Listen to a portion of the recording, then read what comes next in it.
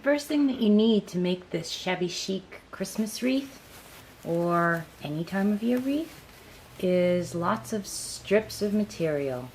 And you just find your scraps and you can tear them or you can cut them into strips about, I would say some of them are 2 inches wide, some of them are 1 inch wide. What's really neat about this project is that it doesn't really matter. You don't have to be exact. So first get yourself some scrap material and cut all your strips. Next, a piece of cardboard, which I just used some different sized bowls and made my template by going around the outside of a larger bowl and then a somewhat smaller bowl. And once you have cut out your circle, you start adding your material. And this is simple too. You just take a piece of the material that you want to work with. And what I've been doing is tying it first, because I have some fairly long strips here, deciding whether or not it needs to be double tied. Some of the cotton material somewhat stays on more easily. If you have something satiny and it is slippery, you might want to double up. But as you can see, I have all kinds of strips of netting and canvasy type material, and there's a little bit of satin and stuff in there. So it depends. You decide whether or not you believe you need to double knot it. When you cinch it or pull it towards each other to tighten it, you'll get a feel for whether or not the material is going to stay or needs a double knot. Then I simply take my scissors and cut the piece off. I'm not at all worried about the length right now, because I will come back when this is done and I will cut around the edge so that I will have a somewhat evenly sized wreath on all edges. So I'll finish putting the rest of these strips on and be back. Now I'm going to begin to, with a nice big sharp pair of scissors, just to trim around as evenly as I can to shorten the pieces and make this a little bit more manageable.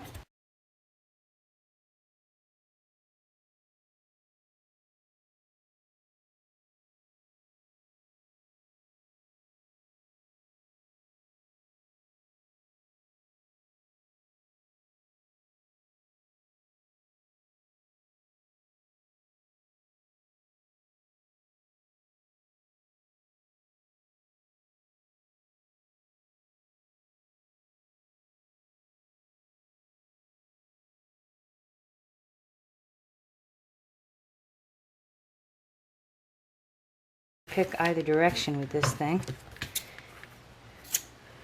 It's the same. Yeah, it seems a little bit long right here. Alright, so I'm going to get some materials together, clean up this mess, and come back to decorate. So I have looked around and picked out some items to decorate this with. And I'm going to start with this applique, and I have these in my Etsy store. I use them on a number of projects. Glue this on right here, making sure of course that I have the proper side. So just pump out a little for the center first and get it placed hopefully so that it's somewhat straight. I sew a lot of things, but on something like this I think it's an appropriate time to use some glue. That looks fairly nice. And I liked this applique for this project because I thought it looked somewhat like a poinsettia, and that would be appropriate if she's going to hang this up for the holidays, for Christmas. And I've also decided that I am going to be placing to me it resembles a bit of a snowflake right in the center. Get the bling in. Alright. Now at the top I have these pieces, and again I use this stuff a lot, but I like it a lot. So I need to start making some cream and some other color, but I'm constantly using my pink satin and just this lace, and I think that I'm going to place the one that I want to be in the center on first. So just get myself a little glue here and cinch that on. There we go. Again, make it somewhat centered. Alright, and I think that I will put my little pink piece in here, my satin piece in the center. Get that going.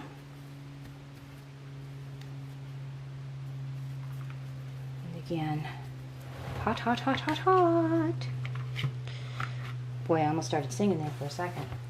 And I have chosen these Wild Orchid Craft roses. I'm unsure of the exact name of them, but they are just beautiful because they have the creamy whiter outer leaves and the light pink, which is wonderful for this project. So I'm going to be placing one of those in the center.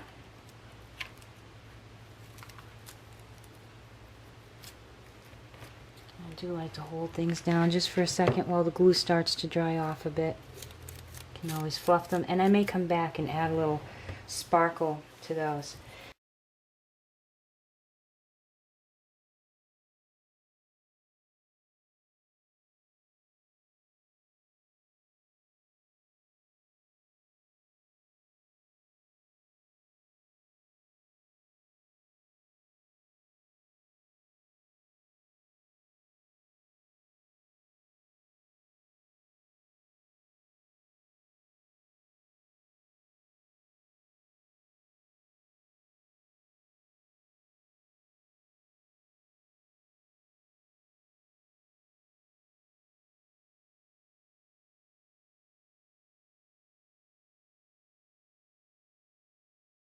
Fluff. So that creates almost a triangle trio, and it's centered with this. I like that. Now, in deciding what else to put on this, one of the things I was thinking is that, you know, this is the highlight of the wreath, and look how much is already covered here, and then I have the applique. So I did want to stay away from doing too much. I was thinking of putting little rose colored appliques here, but I actually decided to back away from that because I want to use this item. Wow, doesn't that pop? Yes, in case you haven't seen these, they are wonderful little ornaments that I think I got these at Michael's last year. You know, after the holidays, went in and found bins, might have been AC Moore, bins of these really sparkly, and I don't know that you can see it. I think it looks more like a shine rather than a sparkle, but this is hot pink, sparkle, violet, maybe violet in color. Little reindeer, huh? And if I'm going to have one sort of special focal point, something that pops, this is going to be it. Now, I have no idea with all this glitter on it how well this thing is going to hold on. So I am going to really glue it up and put a bit of pressure to try and get the fabric and soak it in to both the item and the fabric. Really try to attach it on there. And having it, the antlers just hidden a teeny bit underneath. Nice little focal point, something special. I've also decided to use this wired ribbon, again in rose tone, but organza-like, so see-through. I'm just going to be using a very thin wire. It is a floral wire, but it's not the kind I usually work with. I usually work with the green coated, although this might have a bit of a coating on it. This is the kind that you might use a little bit more with fresh flowers. Alright, so not going to be fancy with this. I find sometimes that when it comes to bows, if you are really picky, you're going to be uncomfortable with your bow no matter what you do. That a lot of times it is just about, work with me here please, it's just about gathering the material, trying to find somewhat of a center, and this wire ribbon is awesome when it comes to being able to maneuver it. So I'm cinching just to create sort of a ruffly feel. I'm putting the wire around the edge of it, the outer edge, right in the center, and then just hold it as close and as tight as you can, and make sure you're where you want to be. But again, don't be too picky, and just spin. And that's it. That's how I make ribbons when it comes to making a nice big fluffy bow for something like a wreath. Okay, now the official florist way would be to use the wire itself to attach. I'm not too sure I'm going to stick with that idea. We'll see. I'm putting the wire as much as I can underneath the little reindeer's paws, and I'm going to come around the back. And I just thought I did not put my hanging ribbon on, so that's going to be a problem for me. But at any rate, let me finish this problem first. Okay, so then cinch and twist.